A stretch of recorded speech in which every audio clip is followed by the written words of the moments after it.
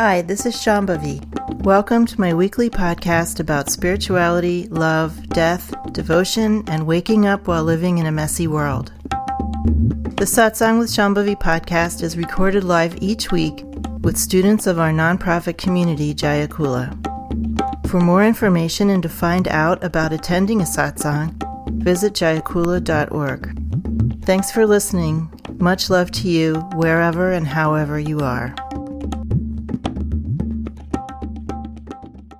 Nirvana and I were talking on the way over here about the precept. We couldn't remember the exact wording, but it's not boxing people into a corner of how you think they are based on how they've been in their, Yeah. So. Always leave room for things to change.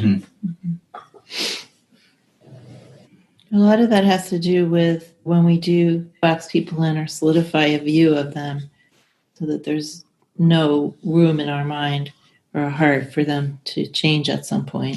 Or I think even more, there's no wish for them to change.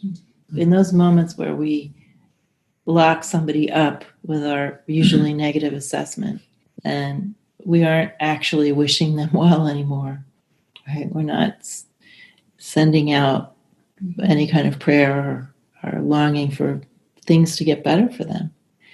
And that's really the way that we box ourselves in. In a sense, we do that to protect ourselves from feeling pain. We just sort of write people off or feel like we have some definition of them. And we don't feel our own pain. We don't feel compassion for them anymore. And we don't have a basic, simple kindness toward them of just wishing them well or wishing they'll find a solution to whatever it is or wishing they'll recover from whatever it is that's troubling them.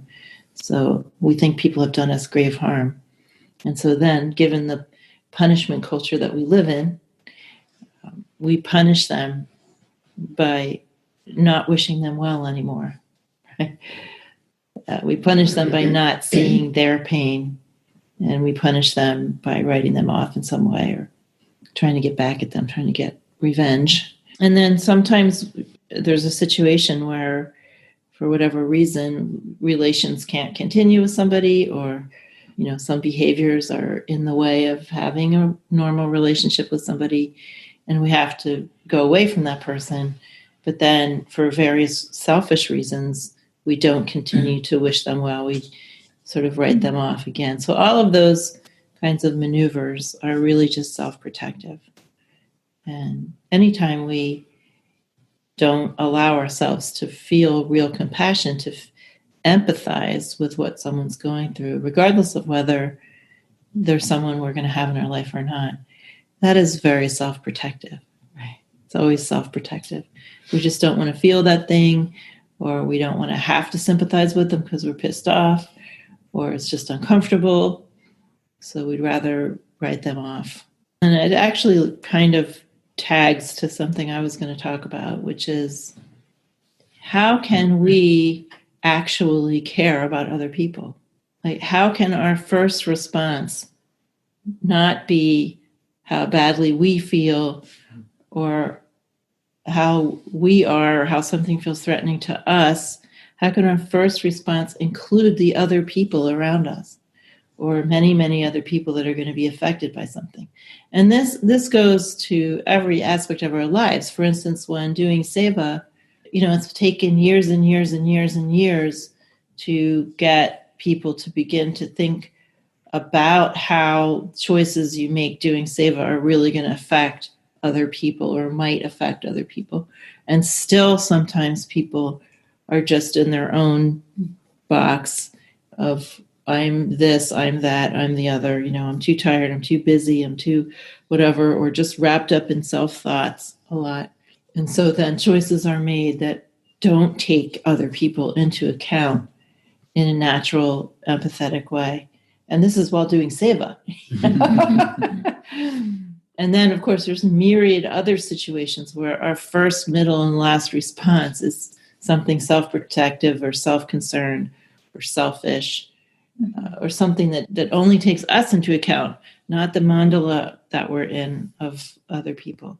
I don't know if it's a hallmark of our time, but who knows if this was different at some other time, but certainly we really greatly suffer from this fear about something being taken away from us or something harm being done to us.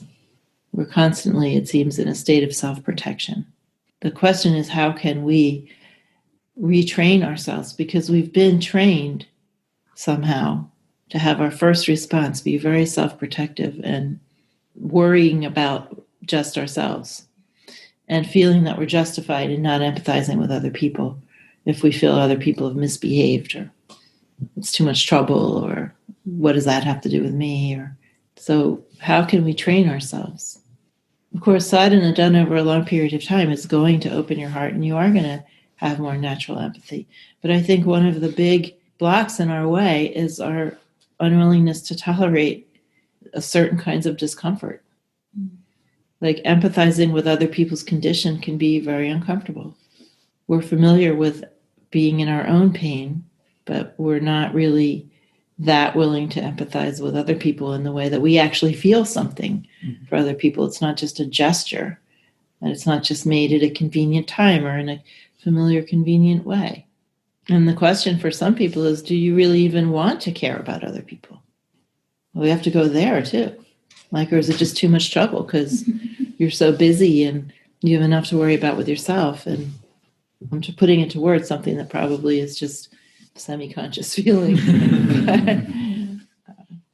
Do you really think it's important to learn to empathize with other people? Is it of value to you to be able to feel what other people feel and take them into account and let yourself just feel more in a wider circle, not just trapped in the hothouse of your own feelings?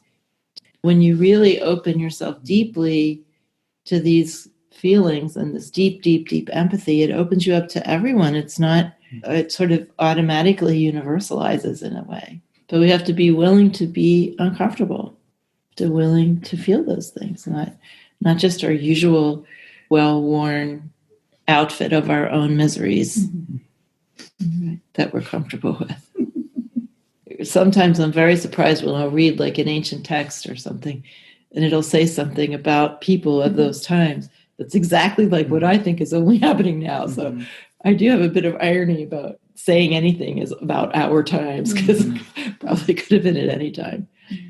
But there just does seem to be an incredible amount of self-concern and self-involvement, self-worry at the expense of empathy. I feel like I've just spent 13 years trying to, in so many different ways, help people to be more open to their fellow beings and more caring and taking fellow beings more into account in everyday little ways, because it is, the devil is in the details for sure. And everyone has understood some of that and been more aware to some degree. But then there has to be behind it the desire to take other people into account, to empathize with other people. It can't just be something you're doing because Shambhavi says it's a good thing. Right? There has to actually be this understanding deep in your heart that this is where it's at. It's kind of paradoxical, but if you want to feel less alone, you have to feel other people's suffering. Yeah. That's very paradoxical. This is kind of a finer point, but suffering comes from attachment. But pain, just actual pain, is every being feels pain, whether they're enlightened or not. It doesn't necessarily mean attachment. So if you are able to feel other people's suffering and their pain, that doesn't mean you're suffering. You have a more universalized feeling, and you just definitely, have this feeling like you want the best for people, and you feel kindly toward people, and you're willing to feel other people's suffering and pain. That is an aspect of freedom. It is not an aspect of attachment. And it makes you less lonely because it opens up the porousness of the self. It makes you feel your continuity with others, not separation. So while others may be feeling separate, and that's the pain that you're feeling, it's just a very deep, deep, deep thing. but paradoxically that it makes you feel closer to people, not more far away. And it's an aspect I feel of my freedom that I can feel this, that I don't have to run away from it. I don't have to defend myself against it. And there's something rich there that might even be something that I would learn from. So I would say each of you just go inside very, very deeply and ask yourself if you actually really do want to care about everyone. Mm-hmm. And if the answer is no, hopefully that will be shocking enough that a little spark of desire will happen. It would be good to get honest about that. I also feel a little bit helpless because I feel in the teachings and in the sadhana and in just my everyday way of being in the world and all the talks I've given that I keep hammering away at this point in different ways. But it still goes so slowly. Mm-hmm. So I need your help